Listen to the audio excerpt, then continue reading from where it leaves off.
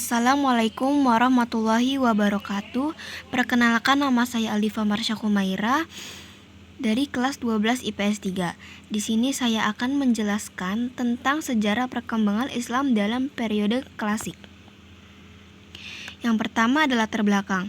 Periodisasi sejarah peradaban Islam dimulai dari periode klasik. Periode ini merupakan masa kemajuan, keemasan, dan kejayaan Islam. Periode klasik dibagi ke dalam dua fase, yakni fase ekspansi, integrasi, dan kemajuan pada 650-1000 Masehi dan fase disintegrasi pada 1000 sampai 1250 Masehi. Pada masa kemajuan, Islam mengalami internasionalisasi. Islam mulai masuk ke Eropa melalui Spanyol di masa Bani Umayyah. Pengaruh Islam meluas dari Afrika Utara sampai Spanyol di belahan barat, bahkan hingga menyentuh Persia dan India di belahan timur. Pada masa ini, ilmu pengetahuan dan arsitektur berkembang di kota-kota Spanyol seperti Cordoba dan Granada. Beberapa bangunan dengan arsitektur megah juga dibangun pada masa itu, seperti Istana Az-Zahra Cordoba dan Istana Alhambra Granada. Periode klasik. Yang pertama ada fase ekspansi, integrasi, dan pusat kemajuan. Masa ini berlangsung pada 650 sampai 1000 Masehi dengan daerah penyebaran Islam yang makin luas melalui Afrika Utara sampai ke Spanyol di bumi bagian barat. Islam juga melalui Persia sampai ke India di bumi sebelah timur. Di masa inilah perkembangan ilmu pengetahuan agama, bahasa, dan lain-lain mencapai puncaknya. Era ini juga menghasilkan ulama besar misal Imam Malik, Imam Abu Hanifah, Imam Syafi'i, dan Imam Ibn Hambal dalam bidang fikih. Yang kedua, fase disintegrasi pada 1000 sampai 1250 Masehi. Pada sejarah peradaban Islam ini, keutuhan umat Islam dalam bidang politik mulai pecah.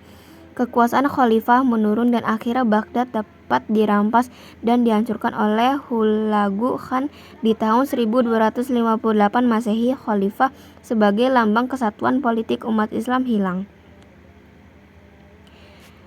Selanjutnya, kronologi periode klasik.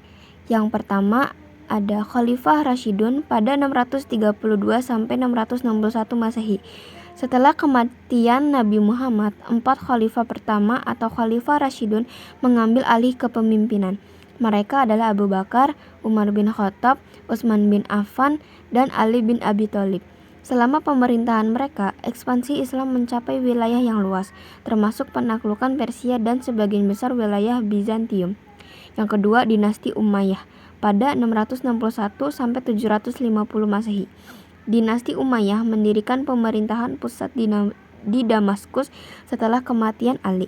Mereka melanjutkan ekspansi ke wilayah yang lebih jauh, mencapai Spanyol di barat dan India di timur. Era ini juga ditandai dengan perkembangan Islam, ilmu pengetahuan, dan seni dalam dunia Islam. Yang ketiga ada dinasti Abbasiyah pada 750 sampai 1258 Masehi. Abbasiyah menggulingkan Umayyah dan mendirikan ibu kota baru di Baghdad. Mereka menciptakan kebijakan inklusif, memfasilitasi perkembangan ilmu pengetahuan, filsafat, dan seni. Zaman keemasan Abbasiyah dikenal sebagai masa kejayaan intelektual Islam, dengan perpustakaan besar dan pusat pembelajaran di House of Wisdom. Yang keempat, ilmu pengetahuan dan peradaban Islam. Periode klasik, Islam menyaksikan perkembangan ilmu pengetahuan dalam bidang matematika, astronomi, kedokteran, dan filsafat.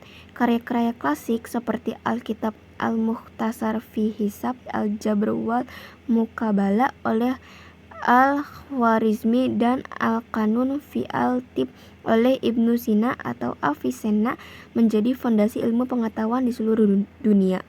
Yang kelima ada perdagangan dan kebudayaan. Selama periode ini, perdagangan dan kebudayaan berkembang pesat. Hubungan perdagangan antara dunia Islam dan wilayah lainnya seperti Tiongkok dan India menciptakan lingkungan multikultural dan pertukaran ide. Yang keenam, pembentukan mazhab hukum dan fikih. Pembentukan mazhab hukum Islam seperti mazhab Maliki, mazhab Hanafi, mazhab Syafi'i, dan mazhab Hambali terjadi pada periode klasik.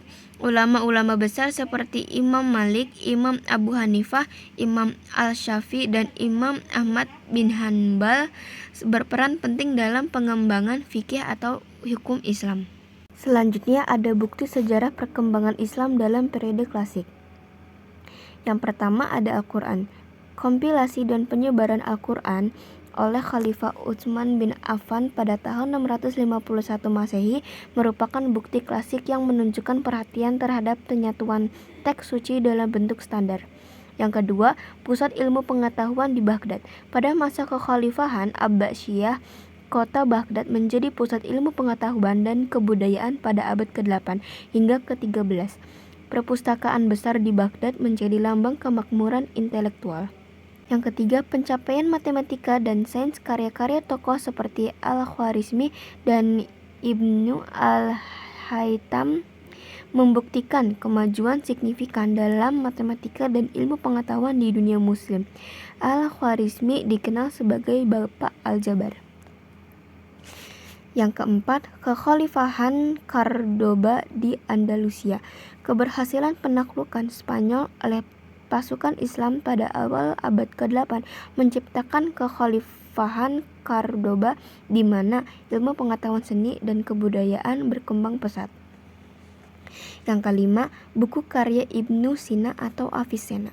Karya-karya Ibnu Sina seperti Kitab Al-Kanun fi Al-Tib atau buku kedokteran merupakan contoh pencapaian gemilang di bidang kedokteran dan ilmu pengetahuan pada masa itu.